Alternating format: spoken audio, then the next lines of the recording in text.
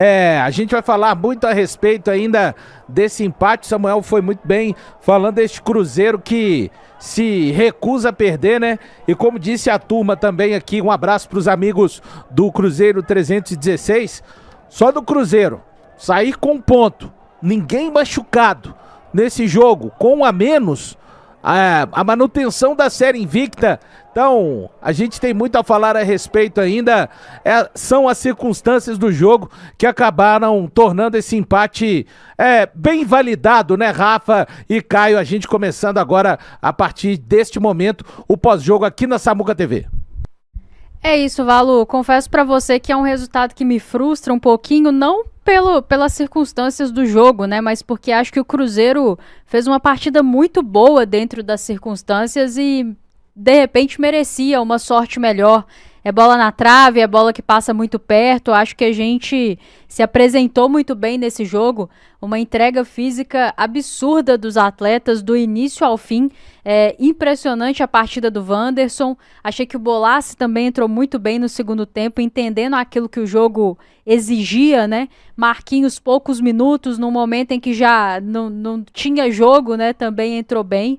Mas acho que fica a frustração porque entendo que o Cruzeiro foi melhor que o Vitória, tá? Inclusive, não sei a sensação do Caio, mas pra mim no segundo tempo, vendo o jogo, em nenhum momento me pareceu que o Vitória estava com um atleta a mais. Me pareceu um jogo muito franco, muito equilibrado e isso comunica com o nível de entrega física principalmente, mas também tática desse time do Cruzeiro, que batalha demais, né? Então é realmente um time que tem atitude e que busca o tempo inteiro o resultado. Hoje não veio e acho que muito em função das circunstâncias.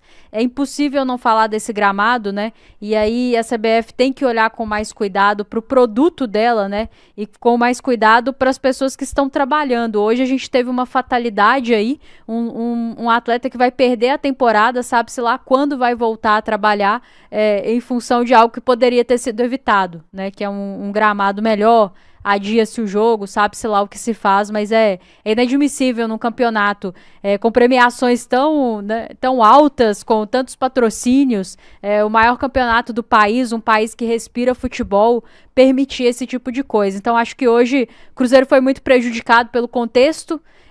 Não vou ficar questionando muito a expulsão do Eduardo. Sei que tem gente que concorda, gente que não concorda. Preciso pegar a regra para ler direitinho para entender se realmente foi excessivo o cartão vermelho. Mas em linhas gerais achei o critério da arbitragem bem confuso, tá? A questão não são as faltas que são marcadas a favor do Vitória, mas é que por vezes o mesmo tipo de falta, com o mesmo tipo de intensidade, não era marcado a favor do Cruzeiro, e eu acho que isso vai criando um clima também nos jogadores que vai enervando, né? Vai enervando os jogadores e isso atrapalha demais. Às vezes não aparece tanto quanto um pênalti mal marcado, um gol mal validado, mas isso aí vai minando o jogo. Muitos cartões amarelos do lado do Cruzeiro, bem menos aí do lado do Vitória, tendo em vista a quantidade de faltas, né, que a equipe do Vitória fez. Então, assim, em linhas gerais, acho que acaba ficando de bom tamanho pela manutenção dessa série invicta do Cruzeiro no campeonato e por todo o contexto, pela circunstância de estar com um jogador a menos, pelo gramado que prejudicou demais a equipe do Cruzeiro, mas para mim é inevitável não ficar com um gostinho de frustração, porque sinto que o que o time mostrou hoje evidencia que em condições normais teria plenas condições de buscar os 3 pontos hoje no Barradão. É uma pena, infelizmente faz parte do Campeonato Brasileiro, mas acho que o torcedor do Cruzeiro tem muito pouco a lamentar, porque no futebol você não controla o resultado, né, Valu? E por vezes você não controla esse tipo de circunstância, mas quando a equipe se apresenta tão bem, mesmo diante dessas adversidades, eu acho que o torcedor tem que ficar com o coração tranquilo, né, de que há um caminho, há um trabalho sendo bem feito e mais uma vez, para encerrar minha fala, uma entrega física absurda dos jogadores do Cruzeiro. Realmente é um time que dá orgulho ao torcedor. Acho que não foi diferente hoje, em que pese o resultado não ter vindo e a gente observa aí os torcedores do Cruzeiro no Barradão aplaudindo o time, cantando, comemorando, porque acho que não é sobre o resultado, né, mas sobre uma performance do Cruzeiro em circunstâncias bem complexas. Conseguiu entregar um jogo muito justo e talvez merecesse até mais a vitória do que a equipe do Vitória, né? Faltou um pouquinho ali, mas faz parte. Acho que a gente volta muito forte após a parada para o Super Mundial.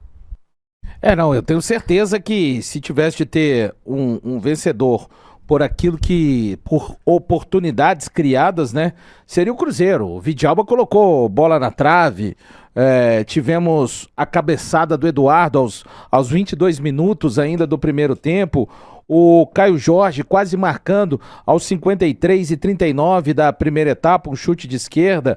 No segundo tempo, o Pereira cobra uma boa falta, o Matheus Pereira. Aos 33, um cabeceio ruim do Kaique, talvez pudesse ter feito melhor. O Marquinhos cobrou uma falta aos 40 e 39 com perigo. E ainda o lance derradeiro do jogo, o Wanderson, aos 45 e 12, também numa jogada do Marquinhos.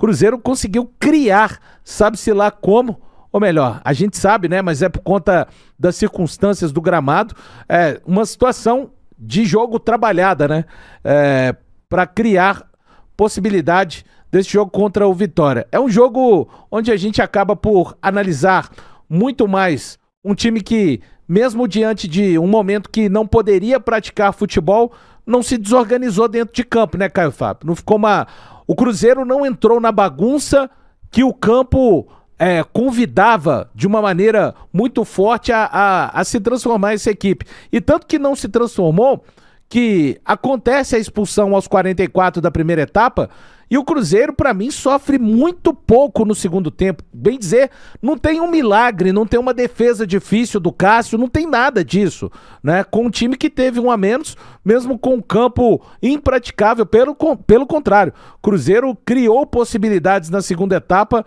até mais do que no primeiro tempo, óbvio, porque eu digo isso porque no primeiro tempo jogou a sua maior parte com 11 atletas, mas um time que não entrou na desorganização que o campo viria a sugerir. É claro que à medida que foi passando o tempo, depois dos 30, né, Caio, a gente viu um time cada vez mais com dificuldades de reter a bola, mesmo em pequenos momentos. Pois é, Valu, é um Cruzeiro que mesmo não tendo vencido, me deixou orgulhoso. Eu acho que, no geral, o torcedor cruzeirense se sentiu representado. Esse time do Jardim tem muito brio, né? Muita personalidade, é impressionante. Do início ao fim foi um time forte, resiliente, guerreiro. Teve aí um gramado praticamente impraticável, na verdade impraticável, né?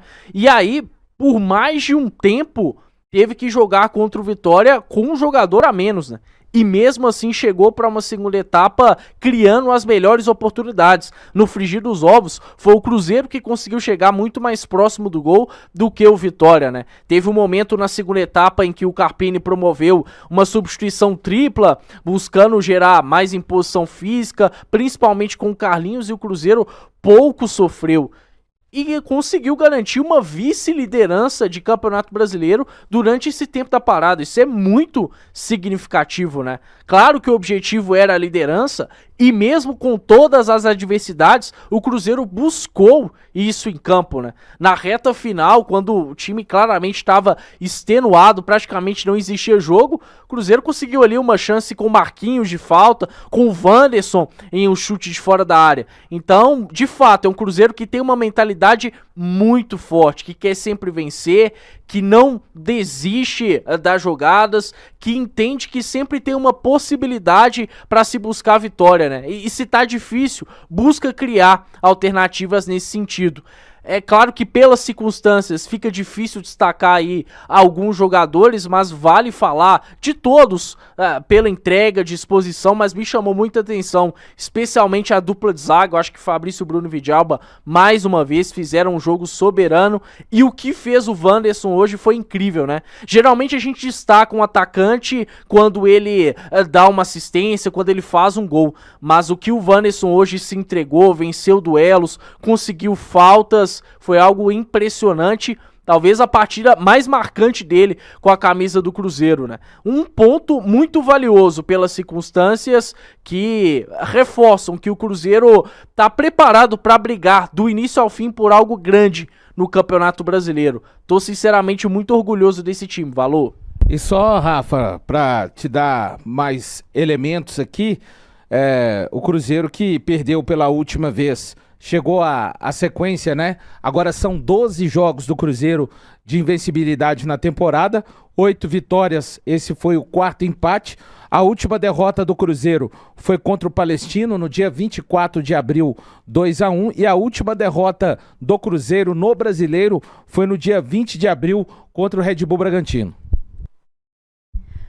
Pois é, vocês falaram de um time que se recusa a perder e parece ser isso mesmo, né? Acho que numa circunstância hoje em que tudo estava contra, né? A partir do momento que você entra em campo e o gramado tá como tá, e a chuva que não para nenhum minuto, você tem uma expulsão ainda no primeiro tempo, todo um contexto desfavorável ao seu jogo e mesmo assim uma equipe que segue muito concentrada, muito compacta, os atletas se ajudando demais, né?